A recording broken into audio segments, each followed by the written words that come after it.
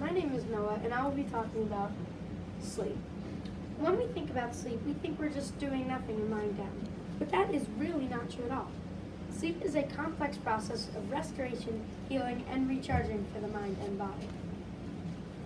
If you don't get enough sleep, you can have increased risk for medical problems, such as depression. Also, if you don't get enough sleep, your body could put you to sleep. These are called microsleeps, and they last for 2 to 3 seconds during the day. These can be especially dangerous when behind the wheel. If we sleep too little, our brains cannot process correctly. We can make careless mistakes or make just many errors on our work or schoolwork.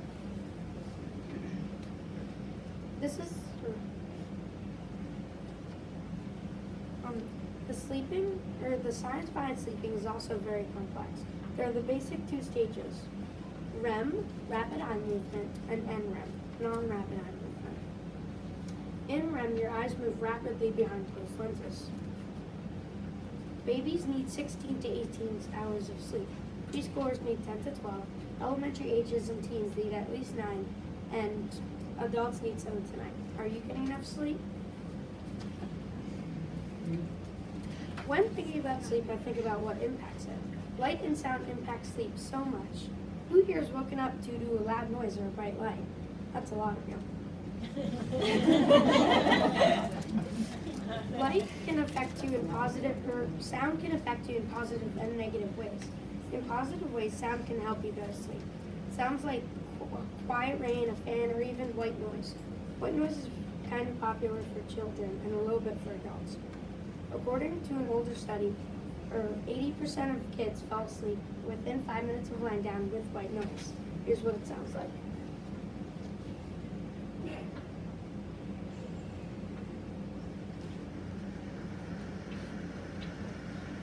Relaxing, isn't it?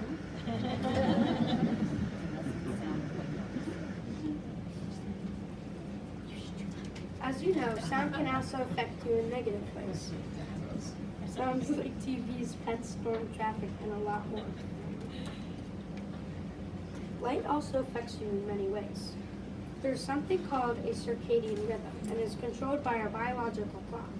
This clock responds to light cues, increasing melatonin, and when it senses light, it turns it off. Melatonin is a hormone secreted by the pineal gland in inverse proportion to the amount of light received by the cranium. In other words, it helps you sleep. Also, before bed, you should not look into anything bright, like an iPad or a computer, because it can trick your brain into thinking to stay, and if it's bright enough, your brain can actually lose the desire to sleep. Sound and light both have the ability to ruin your sleep cycle. This is the actual science behind sleep, and you may say sleep is just, well, sleep, but no, there's more to it. Sleep is a system your body does to rest and renew. They're the basic 2 stages, as I mentioned earlier, REM and NREM. In NREM, there are 4 stages. N1 is where you are between falling asleep and being awake. People don't even know that they're in this stage. N2 is where your heartbeat, breath rate increases, and your body temperature drops. This stage shakes up 40 to 50% of all sleep. N3 and N4 are deep sleep, or delta sleep. REM sleep is very important as well. In REM, you're dreaming, and when you dream, your body becomes temporarily paralyzed. The order of the sleep cycle goes first N1, then N2, then N3 or N4, then REM, then N2, then N3, then REM again. Even though there's REM and NREM, REM is way more important. It helps with learning and remembering what we learned during that day. Even if we got a great amount of NREM but no REM, we would not feel rested and it would not be a good quality of sleep. If we don't get enough sleep, our brains cannot work correctly, so sleep is very important for the brain. And there are some sleep disorders that I'll talk about later, but those have to do a lot with sleeping with your brain.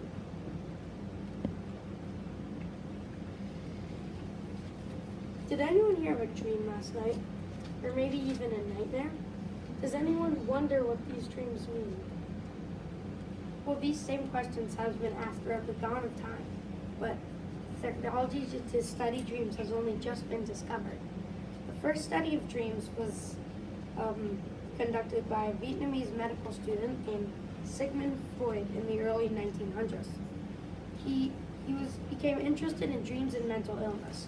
He would use the patient's dream to find out what the illness was. He said that your dreams bring out your truest self that even your mind tries to hide. Has anyone here had a dream and then when trying to remember in the day you can't? This is because your conscious mind wants to hide it from you. Even though there are thousands of theories about dreams, there's no way to tell which one is true. Some scientists even think that sleeping is caused by random brain signals, and so dreams are all random. What do you think? Either way, dreams are fairly new, so there's not a lot of information. Genetics is a huge topic, but in sleep, I really had to narrow down my search terms. I didn't get a whole lot of information on sleep, but researchers just found a gene called DEC2, and we know that this gene has helped people only need around 6 hours of sleep. Also, sleep disorders have to do with some genetics, but they're still being investigated.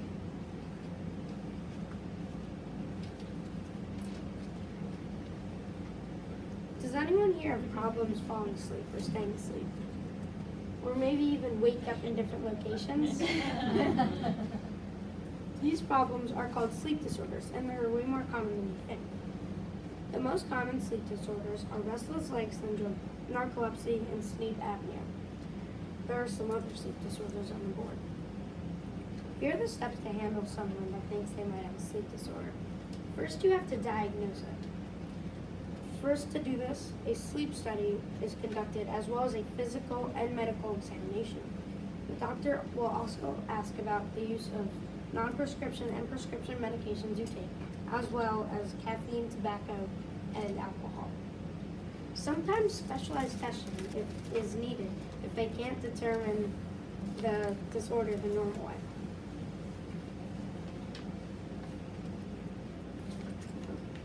After you figure out what sleep disorder is, it's time to act. There are many cures for sleep disorders, and each cure is for this specific disorder. There are two types of cures, non-medical and medical. Medical cures are like surgery, and those can be for sleep apnea. But some cures are non-medical, like therapy. This question was the question that really made me want to do sleep for my capstone. The question is, what are the steps to ensure a good night's sleep? And the story behind this is one morning I woke up at 6:15 in the morning. And the next morning, 6:15. And it kept on happening, and I'm like, why am I waking up at 6:15? Then I said, I should maybe learn about sleep. And once I did, it was really interesting. But here are the steps to handle. Here are the steps to ensure a good night's sleep. First, as I mentioned earlier, there should be no loud sounds or bright lights. Next, even if you watch something and put the brightness down, watch nothing stimulating. Also, you should do nothing active 2 hours prior to sleep. This could get your body energized and very overheated. But if you work out during the day around noon, it can actually boost your sleep. Also, don't think about bad things when you go to sleep. Don't worry about what's next for the day to come. Write them down on the list and start them back up with a fresh head in the morning. Also, no heavy meals before bed. This can get your stomach very upset. But a glass of milk can go a long way. And last, do the same routine every night so your brain knows it's ready. It's time for sleep. With that said, I hope you all have learned a lot about sleep. And the two most important things are, if anything is wrong, tell someone, and get enough sleep each night. Thank you.